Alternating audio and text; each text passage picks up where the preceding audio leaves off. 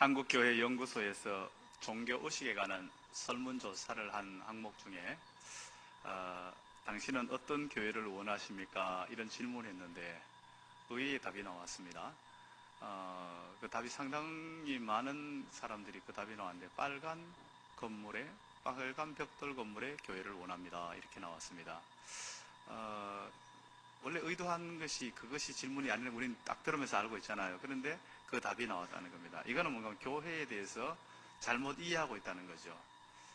교회는 건물이 아니고 사람인데 건물로 이해하고 있다는 겁니다. 일반적으로 교회라고 이야기하면 대부분 건물을 이야기하는 분들이 참 많아요. 건물이 교회인 걸로 이제 생각을 하고 이제 이야기를 하는데 건물이 아니라 사람임에도 불구하고 그렇게 된다는 겁니다. 이제 그럼 우리가 이 교회가 뭔가에 대해서 조금 더 우리가 말씀 안에서 우리가 좀 살펴볼 필요가 있습니다. 교회가 어떤 곳인가? 이것을 성경에서 분명히 우리는 찾아야 됩니다. 교회에 대해서 성경에서 가장 말씀을 많이 하고 있는 것이 에베소서라고 말씀을 드렸잖아요. 에베소서에서 교회가 어떤 곳인가에 대해서 계속해서 나오고 있어요. 오늘 3절 4절에서도 이렇게 말씀합니다.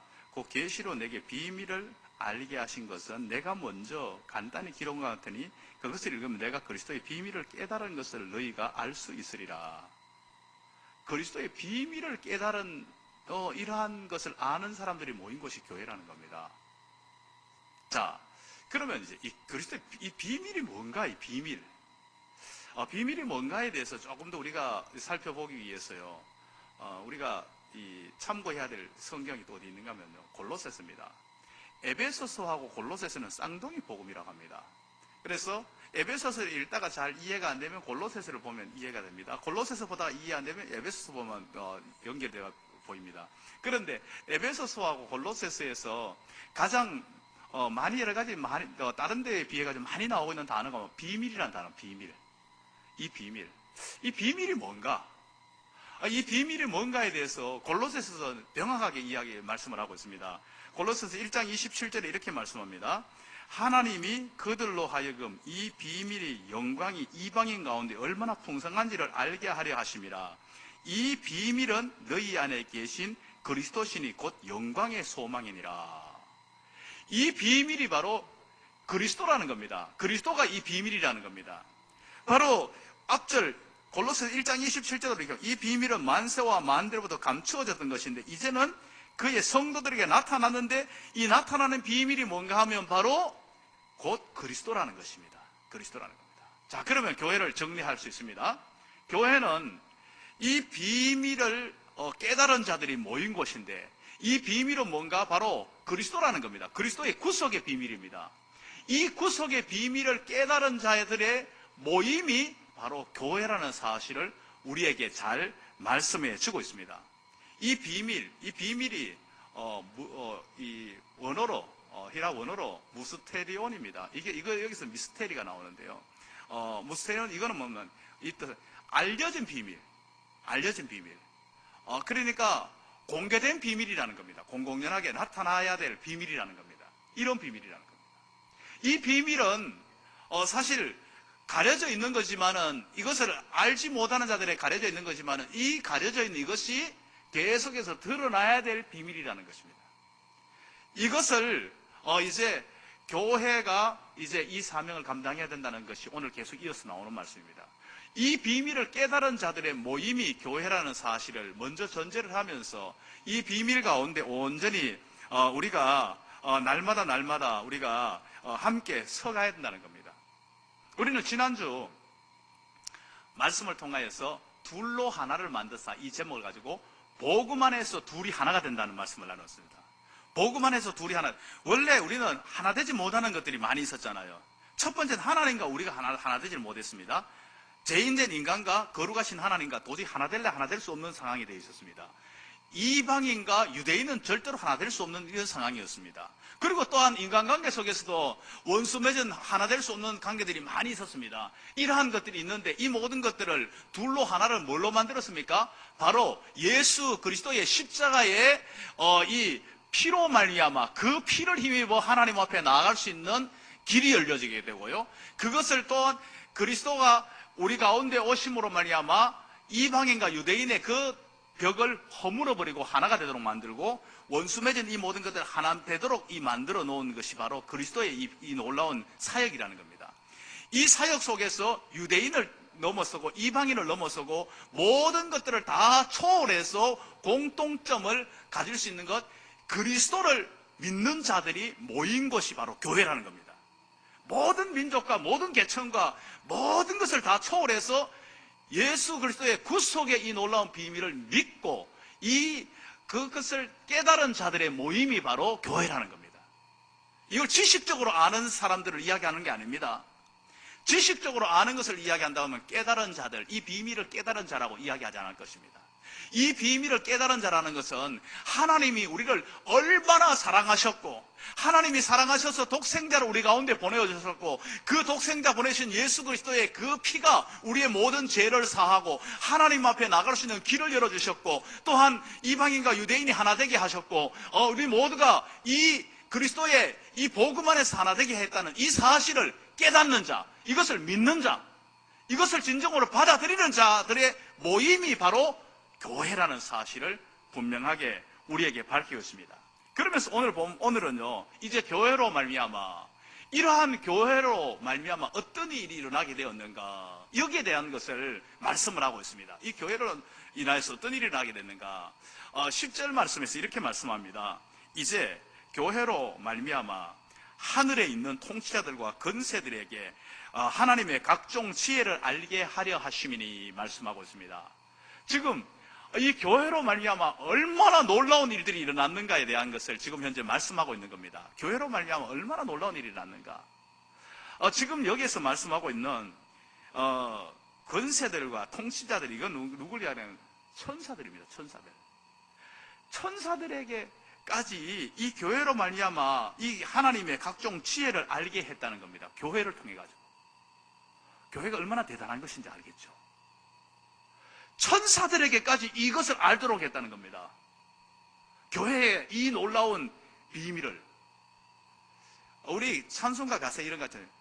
천사도 흠모하겠네. 주에게 부탁하신 일, 천사도 흠모하겠네. 주님께서 교회에게 부탁한 이 일이 천사가 흠모할 만한 일이라는 겁니다.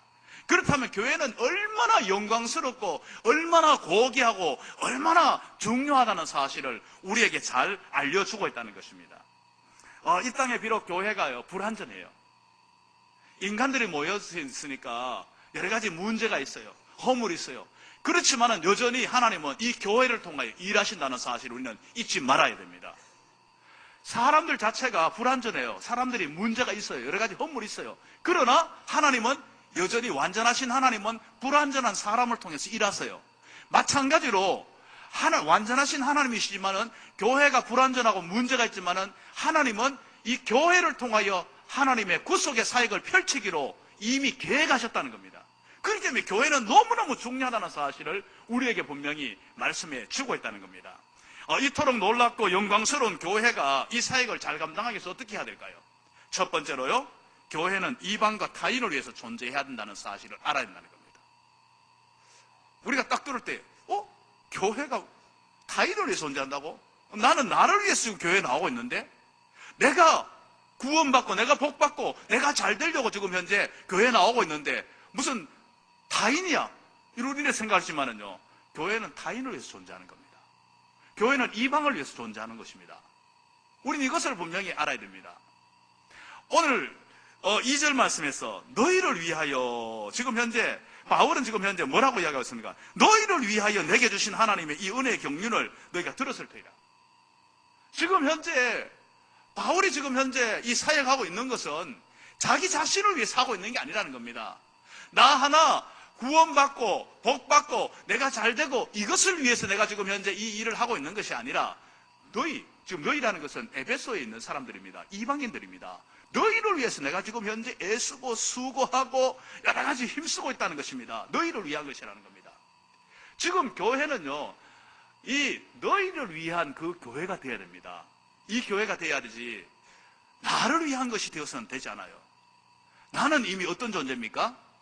나는 예수 그리스도의 피로 말미암아 새로운 피조물로 만들어졌습니다. 나는 이미 어떤 존재가 되었습니까? 하나님의 자녀가 되었습니다. 나는 천국 백성이 되었습니다. 그리스도의 유업을 이룬 상속자가 되었습니다. 나는 이미 이루어졌습니다. 이루어졌어요. 내 것은 이미 이루어졌다는 사실을 확고하게 믿어야 됩니다. 우린 그러잖아요. 내가 자식을 놓으면요, 자식에 대해서 부모의 한계를 다해서 자식을 책임지려고 하고 있습니다. 때로는 한계를 막 넘어서까지 자식을 책임지려고 하고 있습니다. 불완전하고 부족한 인간도 이렇게 하는데, 하물며 하나님이 우리를 그리스도 안에서 새로운 피조물로 탄생시켰습니다. 구원받은 하나님의 백성으로 만들어놨습니다. 그러면 하나님이 책임지시지 않으시겠습니까? 하나님은 이미 우리의 모든 것을 책임지신다는 겁니다. 능력이 부족해서 책임 못 지실 것이 없습니다. 하나님은 이미 이 모든 걸 책임지기 때문에 나는 어떻게 해야 됩니까? 나는 나에게 주신 사명을 따라서, 나에게 주신 사명은, 내가 이 땅에 존재하는 목적은 나를 위해서가 아니라 타인을 위해서, 아직도 복음을 듣지 못하고 아직도 구원 바깥에 있는 이방인들을 위해서 우리가 이 사명을 감당해야 될 책임이 있다는 사실을 알려주고 있습니다. 유대인들은 이 부분에서 실패했죠. 유대인들은 이 부분에 실패했습니다. 유대인들이 자기들만의 하나님으로 여긴 것이에요. 자기들만 하나님께서 사랑하고 자기들만 선택하고, 그리고 이방은 선택하지 않는, 이방은 짐승 같은 존재로 여겼다는 겁니다. 여기에서 실패한 겁니다. 그렇게 되니까 어떻게 됩니까? 자기들도 구원 바깥으로 가버리고, 또한 자기들을 통해서 구원받아야 될 사람들마저도 가로막는 역할을 했다는 겁니다. 유대인이 여기서 실패한 겁니다. 사실 하나님께서 이제 아브라함을 부를 때에 그렇게 부르지 않았어요. 유대인들은 아브라함의 자손을 굉장히 최고로 여기고 있잖아요.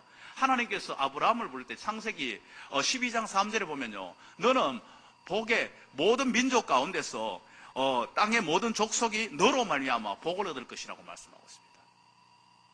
모든 족속이 너로 말미암아 복을 얻을 것이다. 복이 뭡니까? 만복의 근원은 하나님이십니다. 그 하나님을 아브라함을 통하여서 알게 되고 믿게 되고 그 복 가운데로 오도록 하기 위해서, 아브라함, 내가 너를 택했다. 너 자손을 택했다.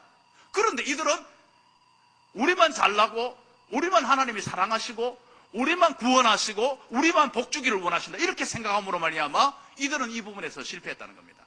자, 이제 우리는 어떻습니까? 우리는 어떻게 해야 된다는가? 6절 말씀을 우리 같이 한번 읽습니다. 자, 시작.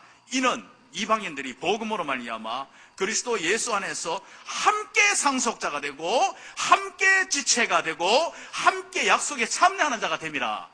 여기서 계속 반복해서 강조하고 나오는 게 뭡니까? 함께라는 거, 함께.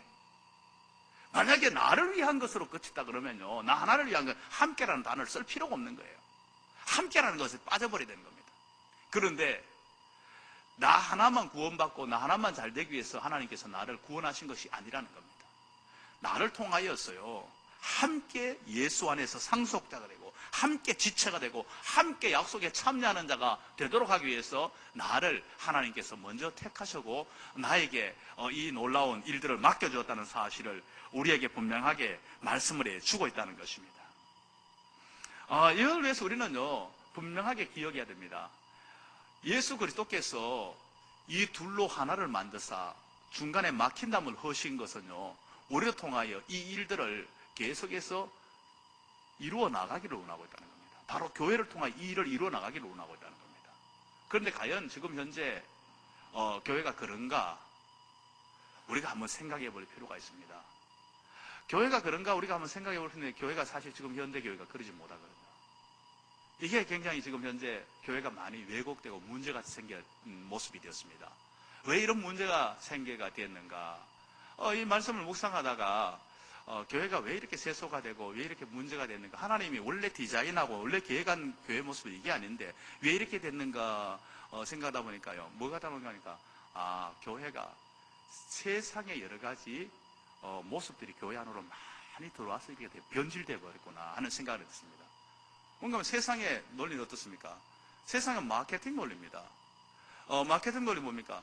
많은 사람들을 모으기 위해서 그 사람들이 원하는 마케팅은요, 원하는 제품을 만들어 가지고 그 사람들이 원하는 제품을 많은 사람들이 원하는 가격을 적절한 가격을 매겨 가지고 그 사람들이 그것을 할 수 있도록 최고의 서비스를 베풀어 가지고 그것을 통해서 이익을 창출을 많이 하고 이 창출을 많이 한 걸 가지고 내가 그것을 마음껏 누리고 또 누린 것을 또 이 고객들에게 또한 소비자들에게 또 함으로 말해 더 많은 걸 누리고 이게 마케팅 논리입니다. 교회가 만약에 조금 더 구체적으로 목사가 이렇게 새겨놓고 많은 사람들을 모으기 위해서 사람들이 어떻게 하면 좋아할 건가? 시설을 어떻게 할 것이고 설교할 때도 어떻게 하면 사람들이 좋아하는 설교를 사람들이 좋아하는 성향의 설교를 할 수 있고 사람들이 어떻게 하면 많이 올 수 있을까? 이렇게 맞춰가지고 그렇게 교회가 많이 변했다는 겁니다. 솔직히 어떤 면에서는 저도 그런 모습이 옛날에 좀 있었어요. 지금은 완전히 없다고 말은 못하지만 조금은 있어요. 그건 변질된 모습입니다. 변질된 모습입니다. 그거는 잘못된 것입니다. 교회가 그런 논리로 되어지다 보면 어떤 식이 되는 거예요? 그렇게 되다 보면 이제 교회 안에 있는 구성원들이, 성도들이 어떻게 생각하면 교회는 나에게 서비스를 베풀어줘야 돼. 내가 필요한 서비스를 베풀어줘야 돼. 시설도 내가 원하는 시설이 돼야 되고요. 내가 원하는 설교가 돼야 되고 내가 원하는 모든 서비스가 돼야 돼요. 그렇지 않으면 나는 내가 원하는 시설과 내가 원하는 성향의 내가 원하는 서비스를 받기 위해서 다른 데로 갈 수 있는 거예요. 내가 원치 않는 가게, 원치 않는 어떤 기업의 제품을 내가 쓰지 않잖아요. 그것을 필요에 따라 얼마든지 가능한 것이 되어버린다는 겁니다. 이게 바로 변질된 교회의 모습이고 변질된 교회 안의 구성원들의 모습이라는 사실을 알아야 돼요. 이거는 정상적인 게 아닌 겁니다. 이거는 세속에 물든 교회, 마케팅에 물든 교회의 모습입니다. 이건 잘못되어진 겁니다. 우리는 이러한 모습이 얼마나 위험한지에 대해서 말씀을 드리면 이렇습니다. 이게 발전되어 나가면요, 하나님마저도 내가 원하는 걸 채워주지 않으면, 내가 요구하는 것을 들어주지 않으면 얼마든지 하나님도 떠날 수 있다는 겁니다. 하나님도 버릴 수 있다는 겁니다. 하나님 떠나고 버리면 누가 손해입니까? 나만 손해죠. 나만 비참해지는 거죠. 우리가 눈에 보이는 거, 지금 현재 내 코앞에 있는 현실이 전부입니까? 눈에 보이는 이 현실은요, 우리의 전체에 비하면요, 눈곱만큼도 안 되는 것입니다. 너무나 지극히 작은 겁니다. 이걸 위해서 영원한 것, 진짜 중요한 것을 다 잃어버린다면 그보다 더 비참하고 불쌍한 영혼이 어디 있겠습니까? 우리는 우리의 믿음의 이 모든 성향들을 바로 잡아야 되는 겁니다. 바로 잡아야 되는 겁니다. 이제 목사부터 바로 잡혀야 되고 저부터 바로 잡혀야 되고요. 하나님께서 진짜 원하는 교회가 무슨 교회인가? 하나님이 원하는 말씀이 어떤 말씀이고 하나님이 이루어가기를 원하는 것이 무엇인가? 늘 항상 신경을 쓰고 그렇게 해야 되고요. 모든 성도들도요, 늘 항상 하나님께서 우리에게 요구하고 원하는 그것이 무엇인지를 이해하지, 교회는 나를 위해서 존재하고 나에게 필요한 것을 채워주고 나에게 어떠한 것, 이게 아닙니다. 하나님이 근본적으로 디자인할 때 그렇게 디자인하지 않았다는 겁니다.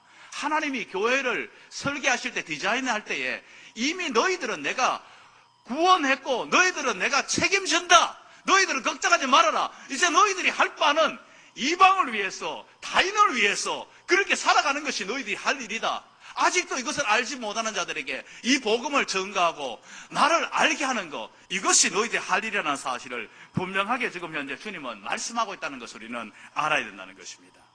이제 우리는요, 분명히 우리 교회, 우리 민족, 이러한 틀을 좀 벗어나야 됩니다. 너무 우리는 여기에 많이 사로잡혀 있어요. 사실 알고 보면 우리라는 것은요, 내 중심이 아니에요. 우리라는 것은 먼저 공동체를 먼저 생각하고 남을 먼저 생각하는 게 우리예요. 그런데 이게 우리라는 것이 이기적인, 내중심적인 이러한 것으로 바뀌어버렸습니다. 이게 지금 교회 안에 이러한 모습들이 은근히 많이 자리 잡고 있어요. 우리는 부정할래 할 수 없는, 은근히 거기에 있어요. 이런 상태가 되면요, 교회는 모래알 같아요. 모래알 같아가지고 언제든지 확 흩어질 수 있다는 겁니다. 흩어지면 굉장히 비참해져 버립니다. 지금 이런 이야기가 있어요. 지금 현재 한국교회에 환난과 핍박이 확 들어와 버리면 교회는 확 흩어져 버릴 거라는 거예요. 다 날려가 버릴 거라는 거예요. 이런 성향을 가지고 있으면 다 날려가 버립니다. 그러나 우리가 바른 교회관을 가지고 바른 자세를 가지고 믿음을 세워 있으면요, 환난과 핍박이 와도 뜨겁습니다. 안 흔들립니다. 안 흔들립니다. 우리는 바른 자세를 가지고 있어야 됩니다. 여러분 생각해 보세요. 어떤 나라가 불행합니까? 나라가 앉아가지고 늘 항상 이 나라가 나에게 뭘 해줄 건가, 늘 항상 모두가 다 그런 식으로만 생각하고 있으면 그 나라는 행복한 나라가 되지 못합니다. 그 나라는 외세가 어떤 침입에 들어오면요, 다 도망가 버릴 겁니다. 그런 나라들은 불행해지면 모두가 다 비참해져 버립니다. 그러나 나라와 민족을 위해서 내가 무엇을 할 것인가, 내가 어떻게 살아갈 건가, 이 나라는 나를 책임져 줄 것이다. 그리고 이 나라가 안전해야만이 내 가족들이 책임질 것. 나는 이 나라를 위해서 어떻게 살아가겠다. 이게 건강하고 안전한 나라가 된다는 겁니다. 가정도 마찬가지입니다. 교회도 마찬가지라는 것입니다. 이것이 건강한 교회가 되고, 이것은 건강한 교회의 어떤 구조적인 문제가 아니라 하나님이 원래 디자인하고 계획하신 모습이 바로 그 모습이라는 사실을 우리는 잊지 말아야 한다는 겁니다. 이제 우리는 이러한 모습에서 벗어나서 이제 우리가 하나님이 원하는 모습, 진정 남을 위해서, 타인을 위해서 존재하는 주님이 바로 그 삶을 사셨고, 바울을 비롯해서 많은 사도들이 그 삶을 살았습니다. 우리는 그 길을 따라가야 되는 교회고, 교회의 구성원인 성도라는 사실을 우리는 잊지 말아야 됩니다. 두 번째로 우리가요, 이 정말 이토록 놀랍고 영광스러운 교회가 어떻게 해야 됩니까? 우리에게 주신 사명을 잘 감당해야 된다는 겁니다. 우리에게 주신 사명. 이 사명은 어떤 사명입니까? 바울은 지금 현재 자신이 이 복음의 비밀을 맡은 일꾼이라는 겁니다. 이 복음의 비밀을 맡은 일꾼으로서 이 사명을 감당하는 일을 가장 중요하게 여겼다고 지금 현재 자신이 고백을 하고 있습니다.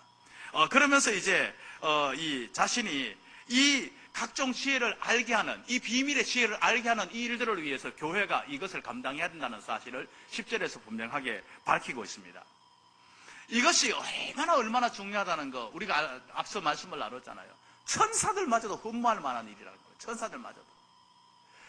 교회에 주신 사명은 교회를 통하여서 이방이 주께로 돌아오고 주를 알지 못한 자들이 주를 알고 믿도록 하는 이 사명은 천사도 흠모할 만한 가장 고귀하고 중요한 사명이라는 겁니다. 이 사명보다가 더 중요한 것은 교회에 있어서는 되지 않는다는 겁니다. 다시 말하면 영혼을 구원하는, 복음을 전가하는 이 일보다가 더 교회가 중요한 일이 있어서는 되지 않는다는 사실을 우리에게 분명하게 알려주고 있습니다. 교회는 이 사명을 위해서 날마다 살아가야 된다는 사실을 우리는 분명히 기억해야 됩니다. 교회가 늘 항상 기억할 것은요, 그래, 우리에게 주신 사명은 그리스도의 비밀을, 이 복음의 비밀을 우리가 맡았는데, 이 그리스도의 복음의 비밀을 통하여서 아직도 주를 알지 못하는 자들에게 복음을 전해가지고 하나님과 이들이 하나 되도록 하는 것, 하나님과 화목하도록 하는 것. 우리 또한 서로가 담을 쌓고 있는 이 모든 것에서 이 복음 안에서 하나가 되도록 하는 것. 이 복음을 전함으로 말미암아 이 모든 것들이 하나 되도록 만든 이 복음의 비밀을 전함으로 이러한 결과가 나타나도록 하는 것. 이게 바로 교회에 주신 사명이라는 사실을 우리는 잊지 말아야 됩니다. 이게 우리 어떤 지역의 선을 넘어가야 됩니다. 우리의 지역의 선에 머물러 있는 거 뭡니까? 우리 교회만 잘 되면 된다, 이런 식으로 되기 때문에 지역을 선을 못 넘어가는 겁니다. 사실 저 멀리까지 가는 이유는 뭡니까? 그것은 우리에게 주신 사명이 있는 자들만이 멀리 가는 겁니다. 나한테 유익만을 따지는 사람들은 멀리 갈 이유가 없어요. 다른 민족에 갈 필요가 없어요. 주신 사명이 너무 크다는 것을 아는 사람들은 당장 나한테는 유익이 되는 거 없다 할지라도, 나에게는 오히려 희생이 되고 포기가 되는 한이 있다 할지라도 그 사명 따라 가지고 개인적으로 선교사가 가게 되고요, 교회가 아무것도 오는 게 없잖아요. 선교사로 보내는데 오는 건 없어요. 그럼에도 불구하고 수많은 기도와 물질을 보내는 이유가 그게 사명이기 때문이라는 겁니다. 그게 사명이기 때문에 우리는 저 북한 땅을 위해서 우리는 이렇게 이 사명을 감당해야 되는데, 사실 우리는 이 사명 감당하는 것이 너무 부족한 건 사실이에요. 그러나 우리는 늘 이 사명을 감당해야 한다는 의식을 가지고 있어야 됩니다. 지난 우리 금요일 날 이 북한에서 오신 그 김건능 전도사님이 그 이야기를 하잖아요. 북한에서 자기들이 막 어려움을 당하고 막 고통을 당하고 정말 이 여러 가지 사역을 하면서 또 중국 감옥에서 10년을 있으면서 이 한국에 이제 들어와서 이 한국에 오면 굉장히 북한에 대해서 신경을 쓰는 사람들이 많을 것이고 관심을 가진 사람이 많을 것이다 생각도 하고 왔는데 봤더니 완전히 딴 나라들이 딴 나라. 전혀 관심이 없다는 거예요. 북한에 있는 교회들이 뭐 죽든 살든 그곳에 뭐 어떤 일이 있든 뭐 북한하고 관심 없는 것이 대다수다라는 거예요. 대다수. 그래서 너무 놀랬대요. 어떻게 이럴 수 있을까? 어떻게 이럴 수 있을까? 너무 놀랬대요. 너무 깜짝 놀랬고, 그러면서 또 이제, 제 듣기 좋으라고 하는 것 같지는 않았는데, 자기는 없는 줄 알았더니, 우리 교회 같은 또 교회가, 자기도 모르는 교회가 숨겨져 있는 교회가 있음을 보면서 많이 놀래고 위로를 받았대요. 아, 없구나. 이런, 정말 너무 없구나 싶었는데, 자기 전혀 몰랐던 교회가 금요일 와서 보고 이야기를 하면서, 야, 이런 교회도 있구나. 이 바알에 무릎 꿇지 않는 7천인이 숨겨져 있다는 교회가 바로 이런 교회들이구나 하면서 자기 또 한편으로 또 위로를 받았대요. 그 이야기를 하더라고요. 그래, 우리는 그 일들을 위해서 계속 해야 됩니다. 계속 감당해야 됩니다. 저 해교권, 또한 이슬람권, 해교권 같은 데구나요. 예.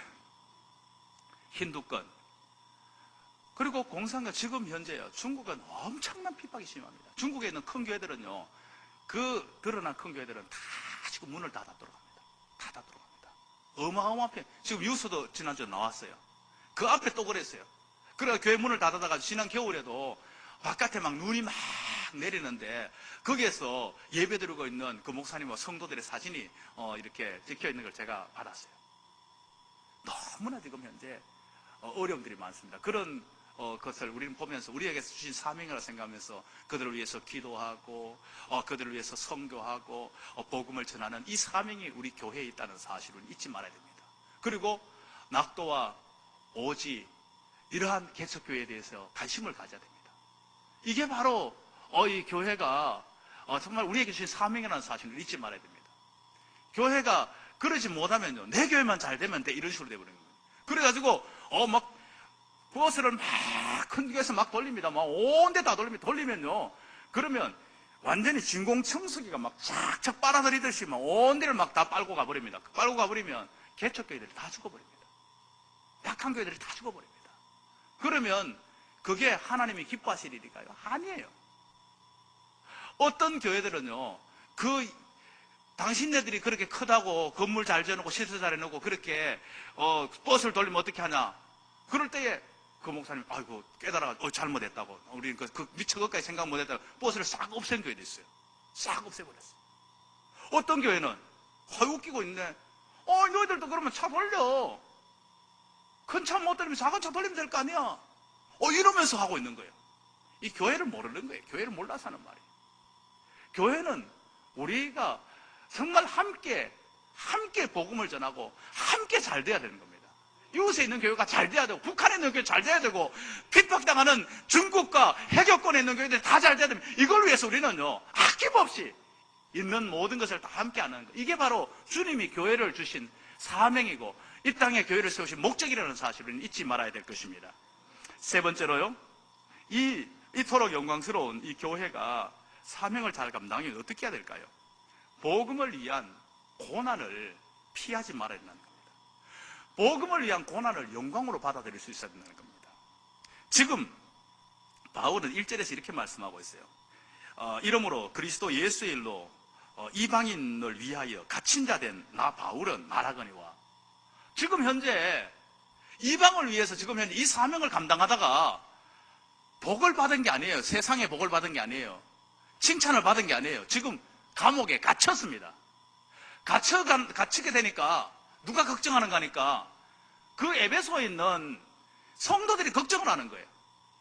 그리고 낙심을 하는 거예요. 아이, 주의 일을 저렇게 열심히 하는 사람이 저렇게 갇혀가지고 저렇게 어려움을 당하면 어떻게 하냐 하면서 낙심하고 걱정을 하는 거예요. 그럴 때에 바울이 걱정하지 말라. 너희들 낙심하지 말라. 나는 이 일이 영광이라는 겁니다. 영광이라는 겁니다. 이 일을 위해서 내가 영광스럽게 여긴 것이 이것 때문에 내가 주의 일을 못하지 않는다는 겁니다. 우리는 갇혀있으면 주의 일을 못한다. 그 자체가 잘못된 생각입니다. 우리는 모든 것들이 잘 돼야만 하나님이 일한다. 아니에요. 바울이 사역한 것을 보면 빌립보스라든가 다 보면 뭔가 하면요, 하나님이 때로는 가다 놓고 난 후에 도저히 복음이 못 들어가는 현장까지 복음이 들어가도록 하는 하나님의 또한 지혜입니다. 하나님이 하시는 일은요, 어떠한 것에서도 제한이 없습니다. 오히려 우리의 생각을, 우리의 경험을 완전히 뛰어넘는 그러한 놀라운 일들을 하는 겁니다. 하나님께서 만약에 요셉을 쓰실 때에 요셉을 우리 생각으로는 요셉을 최소한 어느 지역에 이 지자체 뭐라도 하나 맡겨가지고 그 다음에 인정받고 나가가지고 또 다른 게 하도록 하고 다른 게 하도록 이래 돼야 되는데, 요셉이 이제 보디발의 집에 가가지고 거기서 보디발한테 인정을 받아가지고 또 한 자리 맡아가지고 했고, 그 다음에 또 높은 자리 하고 높은 자리 해가지고 그래가지고 되는 것으로 생각하고 있는데, 요셉은 죄 안 지으려고 발버둥 치는 결과 감옥에 집어넣어버린 겁니다. 하나님 앞에 범죄 안 하려고 했는데 감옥에 집어넣은 겁니다. 하나님이 이거 뭐냐고, 이러면 안 되잖아요. 이렇게 할 수 있잖아요. 고난당하는 이건 아니잖아요. 그러나 전혀 걱정하지 않는 것. 그 감옥이 바로 바로 다음이 되는 완전히 최고의 자리를 올라가는 바로 직행 코스였던 겁니다. 하나님이 하시는 일은 우리가 이해할 수 없습니다. 하나님이 하시고자 할 때 못 하실 일이 전혀 없다는 사실을 우리는 알아야 된다는 겁니다. 우리가 복음을 위하여서 고난을 당하는 것을요 피하려고 하면 우리는 복음을 위한 삶을 살 수가 없습니다. 여러분, 우리가 복음을 위한 삶을 이야기하면 그래, 복음을 위한 삶을 살아야지, 그 삶을 실천하겠다고 마음을 딱 먹지만은요, 한 발 두 발 딱 내디디면 바로 고난이 옵니다. 사실요, 우리는 복음을 위한 삶은 좁은 길입니다. 이 길은요, 희생과 포기와 고난이 기다리고 있다는 겁니다.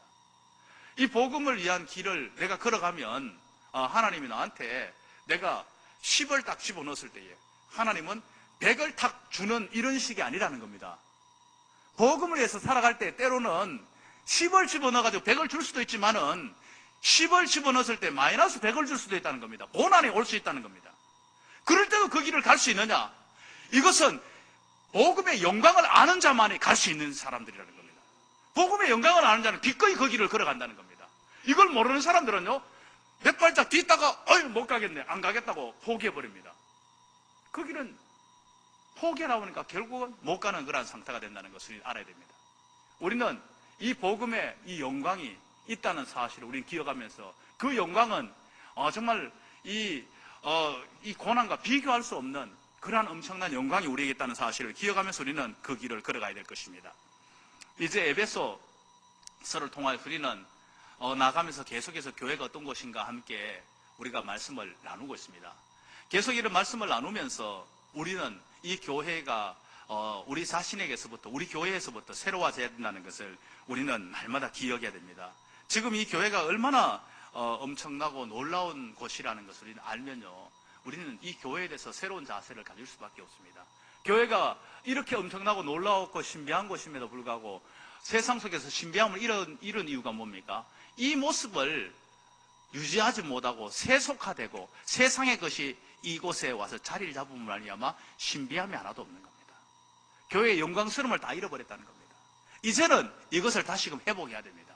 이 회복하는 사람들은 어떤 사람들입니까? 이 말씀을 우리가 듣고 이 말씀대로, 그러니까 하나님이 디자인하신, 계획하신 대로 우리가 이 교회를 아름답게 다시금 교회가 교회되도록 만들어 가도록 다시금 회복시켜 나가서 이 사명을 감당하도록 하는 우리에게 이 사명이 있다는 사실을 알아야 됩니다. 이 교회는요, 너무나 영광스러운 것입니다.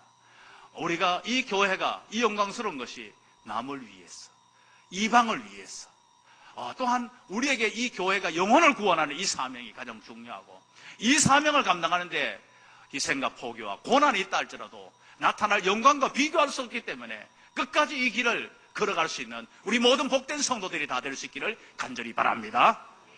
함께 말씀을 기억하시면서 찬양하겠습니다.